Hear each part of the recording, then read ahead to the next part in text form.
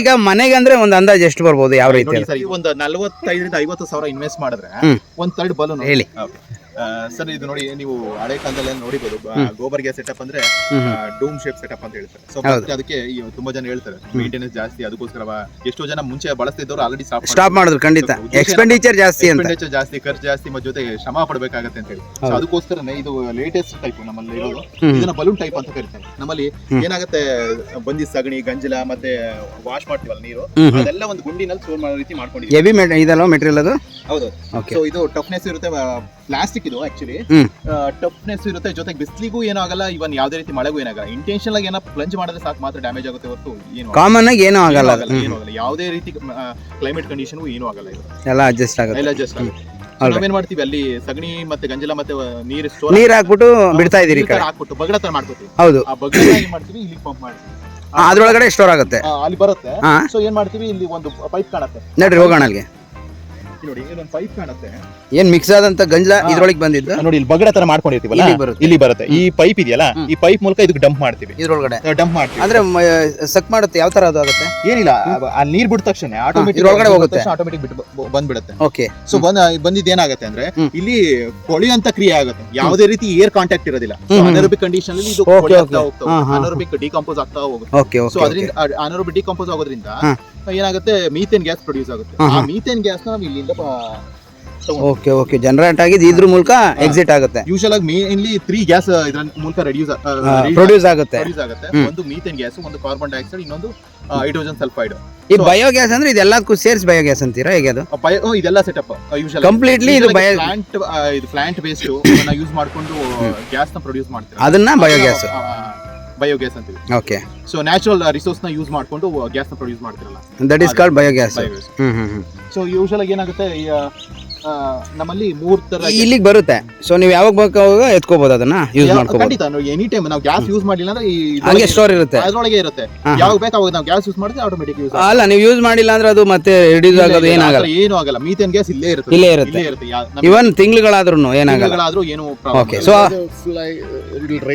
ಅದೇ ಕೇಳಿದ್ದು. ಏನಾಗುತ್ತೆ ಅಂದ್ರೆ, ಕಂಟಿನ್ಯೂಸ್ ನಾನು ಫೀಡ್ ಮಾಡ್ತಾನೆ ಇದೀನಿ, ಫೀಡ್ ಮಾಡ್ತಿದ್ರೆ ಪ್ರೊಡ್ಯೂಸ್ ಮಾಡುತ್ತೆ, ಫೀಡ್ ಮಾಡ್ತಾನೆ ಇದೀನಿ, ನಾನು ತಗೋತಾನೆ ಇಲ್ಲ, ಅವಾಗ ಆಗುತ್ತೆ. ಇಲ್ಲಿ ಔಟ್ಲೆಟ್ ವಾಲ್ವ್ ಇದೆ, ಗ್ಯಾಸ್ ಔಟ್ಲೆಟ್ ವಾಲ್ವ್, ನಾನು ಇದನ್ನ ಕ್ಲೋಸ್ ಮಾಡ್ತೀನಿ, ಔಟ್ಲೆಟ್ ವಾಲ್ವ್ ನ ಕ್ಲೋಸ್ ಮಾಡ್ತೀನಿ, ಪ್ರತಿದಿನ ಫೀಡ್ ಮಾಡ್ತಾನೆ ಇರ್ತೀನಿ. ಅಂತ ಟೈಮಲ್ಲಿ ಏನಾಗುತ್ತೆ, ಇದು ಬಲೂನ್ ಇದೆಯಲ್ಲ, ಬಲೂನ್ ದೊಡ್ಡದಾಗುತ್ತೆ, ಬ್ಲೋಟ್ ಆಗುವಂತ ಚಾನ್ಸಸ್ ಇರುತ್ತೆ, ದಪ್ಪ ಏನೋ ಆಗ ಹರ್ಕೊಳ್ಳುವಂತ chances. If stop feeding it will stop. ನಾನು ಕಂಟಿನ್ಯೂಸ್ ಫೀಡ್ ಮಾಡ್ತಾ ಇದೀನಿ, ಗ್ಯಾಸ್ ತಗೋತಿಲ್ಲ ಅಂದ್ರೆ ಆ ಟೈಮಲ್ಲಿ ಏನಾಗುತ್ತೆ, ಉಳ್ಕೊಳ್ಳುವಂತ ಚಾನ್ಸಸ್ ಇರುತ್ತೆ, ಆಮೇಲೆ ಬರಿಷ್ಠ ಆಗ್ಬಹುದು, ಸಾಧ್ಯತೆ ಇರುತ್ತೆ. ಸೊ ಅದಕ್ಕೋಸ್ಕರ ಇದನ್ನ ಕಂಟಿನ್ಯೂಸ್ ಓಪನ್ ಇರಬೇಕು, ಬಳಸ್ತಾನೆ ಇರಬೇಕು, ಫೀಡ್ ಮಾಡ್ತಾ ಇರಬೇಕು, ಅದೇ ರೀತಿ ಏನೂ ಆಗಲ್ಲ. ಸೊ ಅಲ್ಲಿಗೆ ಬಂದಿದ್ದು ನೆಕ್ಸ್ಟ್ ಇಲ್ಲಿ ಏನಾಗುತ್ತೆ, ಸೊ ಇಲ್ಲಿಂದ ಡೈರೆಕ್ಟ್ ಆಗಿ ನಾವು ಇದನ್ನ ಕ್ಯಾಂಟೀನ್ಗೂ ಕನೆಕ್ಟ್ ಮಾಡಿದೀವಿ. ಇನ್ನೊಂದು ಪೈಪ್ ನ ಇಲ್ಲಿ ಮಿಲ್ಕಿಂಗ್ ಮಷಿನ್ ಕ್ಲೀನ್ ಮಾಡ್ಲಿಕ್ಕೆ ಅಂತ ಕನೆಕ್ಟ್ ಮಾಡ್ಕೊಂಡಿದ್ದೀವಿ. ಇದೆಲ್ಲ ಗೇಟ್ ವಾಲ್ಸ್ ಇದು. ಸೊ ಇದೇನಲ್ಲ, ಇಲ್ಲಿಂದ ಇಲ್ಲಿ ಫಿಲ್ಟ್ರೇಷನ್ ಸೆಕ್ಷನ್ ಇದೆ.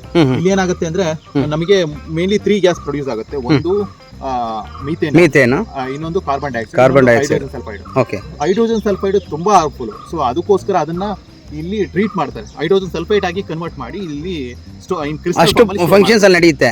ಹೌದು, ಅಲ್ಲಿ ಓಕೆ, ಕೆಮಿಕಲ್ ರಿಯಾಕ್ಷನ್ ಆಗುತ್ತೆ. ಸೊ ಇನ್ ಕ್ರಿಸ್ಟಲ್ ಫಾರ್ಮ್ ಅಲ್ಲಿ ಸ್ಟೋರ್ ಆಗುತ್ತೆ. ಸೊ ಅದನ್ನ ಎವ್ರಿ 6 ಮಂತ್ ಒನ್ಸ್ ನಾವು ರಿಮೂವ್ ಮಾಡ್ತಿರ್ತೀವಿ. ಓಕೆ. ಅಲ್ಲೇನೋ ಒಂದು ಇದೆಯಲ್ಲ, ಅಲ್ಲಿಂದ ಆಚೆ ಬಿಡ್ತೀರಾ ನಾವು? ಇಲ್ಲ, ಅದನ್ನ ಅದೇ ತಗೊಳ್ಳೋದಾದ್ರೆ ಓಪನ್ ಮಾಡಿ.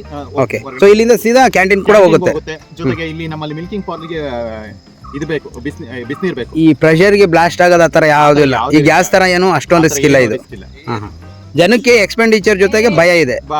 ಹೌದು. ಜೊತೆಗೆ ಇದಕ್ಕೆ ಜಾಸ್ತಿ ಖರ್ಚು ಮಾಡೋಂತ ಅವಶ್ಯಕತೆ ಇಲ್ಲ. ಈಗ ಮನೆಗೆ ಅಂದ್ರೆ ಒಂದು ಅಂದಾಜು ಎಷ್ಟು ಬರ್ಬೋದು, ಯಾವ ರೀತಿ? ಸರ್, ಇದು ಒಂದು ಬಲೂನ್ ಏನಲ್ಲ ಅಂದ್ರೆ ಒಂದು 1,20,000 ರೂಪಾಯಿ ಆಗುತ್ತೆ. ಸೊ ಅವ್ರು ಫಾರ್ಮರ್ಸ್ ಇಷ್ಟೊಂದು ಸ್ಪೆಂಡ್ ಮಾಡೋಂತ ಅವಶ್ಯಕತೆ ಇಲ್ಲ. ಹೌದು. ಬರೀ ಒಂದು 45ರಿಂದ 50 ಸಾವಿರ ಇನ್ವೆಸ್ಟ್ ಮಾಡಿದ್ರೆ ಒಂದ್ ಥರ್ಡ್ ಬಲೂನ್ ಅವ್ರಿಗೆ ಸಿಗುತ್ತೆ. ಅವ್ರ ಮನೆಗೆ ಬೇಕಾರೋ ಎಲ್ಲಾ ಗ್ಯಾಸ್ ಅವ್ರ ಮನೇಲೆ ಪ್ರೊಡ್ಯೂಸ್ ಮಾಡಬಹುದು. ಗೊಬ್ಬರ ಗ್ಯಾಸ್ ಎಲ್ಲ ಪ್ರೊಡ್ಯೂಸ್. ಫಾರ್ ಎಕ್ಸಾಂಪಲ್ ಒಂದು 5 ಹಸು ಇತ್ತು ಅಂದ್ರೆ ಏನಿಲ್ಲ ಅಂದ್ರೆ ಒಂದ್ ದಿನಕ್ಕೆ ಒಂದು 100 kg ಸಗಣಿ ಸಿಗುತ್ತೆ. ಆ 100 kg ಸಗಣಿ ನಾ ಬಗಡ ಮಾಡಿ ಇದು ಪಂಪ್ ಮಾಡಿದ್ರೆ ಸಾಕು, ಅವ್ರ ಮನೆಗೆ ಬೇಕಾರೋ ಸಗಣಿ ಎಲ್ಲ ಸಿಗುತ್ತೆ. ಎನಫ್ ಗ್ಯಾಸ್ ಆರಾಮಾಗಿ ಸಿಕ್ಬಿಡುತ್ತೆ.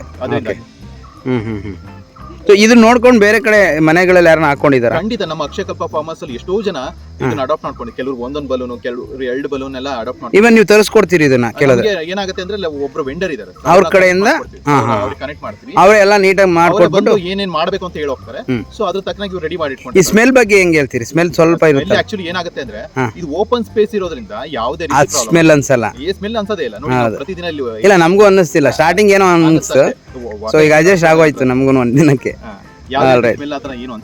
ಓಕೆ ಓಕೆ ಮನೆಗೆ ಅಂದ್ರೆ ಒಂದು 50-60 ಸಾವಿರ ಮಾಡ್ಕೋಬಹುದು ಅಂತೀರಿ 50,000 ಒಳಗಡೆನೆ ಆಗೋಗುತ್ತಲ್ವಾ ಇವೆಷ್ಟು 5 ಇದಾವ 6 for milking so there is a one boiler we fixed there for that boiler we are supplying the gas from here so that will get heated ಈಗ ನೀವು ಹೀಟ್ ಗೆಲ್ಲ ಇದನ್ನೇ ಯೂಸ್ ಮಾಡ್ತಿರೋದು ಯಾವುದು ಬಾಯ್ಲರ್ ನ ಇಟ್ಟಿದೀವಲ್ಲ ಮಿಲ್ಕಿಂಗ್ ಮಷೀನ್ ಕ್ಲೀನ್ ಮಾಡ್ಲಿಕ್ಕೆ ಬಿಸಿನೀರು ಬೇಕಲ್ಲ ಆ ಬಿಸಿನೀರಿಗೆ ಬೇಕಾರೋ ಎಲ್ಲಾ ಗ್ಯಾಸ್ ಇಲ್ಲಿಂದಲೇ ಕಳಿಸ್ತೀವಿ ಅಂಡ್ ಕ್ಯಾಂಟೀನ್ ಎರಡಕ್ಕೂ ಇದೇ ಆಗ್ತಿದೆ ಸೊ ನೀವು ನಾರ್ಮಲ್ ಈ ಗ್ಯಾಸ್ ಯೂಸ್ ಮಾಡ್ತಿಲ್ಲ ಇಲ್ಲ ನಾರ್ಮಲ್ ಅಂದ್ರೆ ನಾರ್ಮಲ್ ಇತ್ತು ಅಂದ್ರೆ ಕ್ರೌಡ್ ನಾವು ಯೂಸ್ ಮಾಡ್ತಾ ಇಲ್ಲ ಏನಾದ್ರೂ ಹೆವಿ ಆದಾಗ ವೀಕೆಂಡ್ಸ್ ಅಲ್ಲಿ ನೋಡಿ ಅರೌಂಡ್ 700-800 ಸಡನ್ ಬಂದ್ಬಿಟ್ರೆ ಕಷ್ಟ ಆಗುತ್ತೆ ಕುಕ್ ಮಾಡ್ಬೇಕಾಗುತ್ತೆ ಅಂತ ಟೈಮಲ್ಲಿ ಮಾತ್ರ ಈ ಗ್ಯಾಸ್ ಖಾಲಿ ಆಯ್ತು ಕೂಡ ಅಂದ್ರೂ ಕೂಡ ಅವಾಗ ಅದ್ರ ಕಡೆ thank you sir thank you so much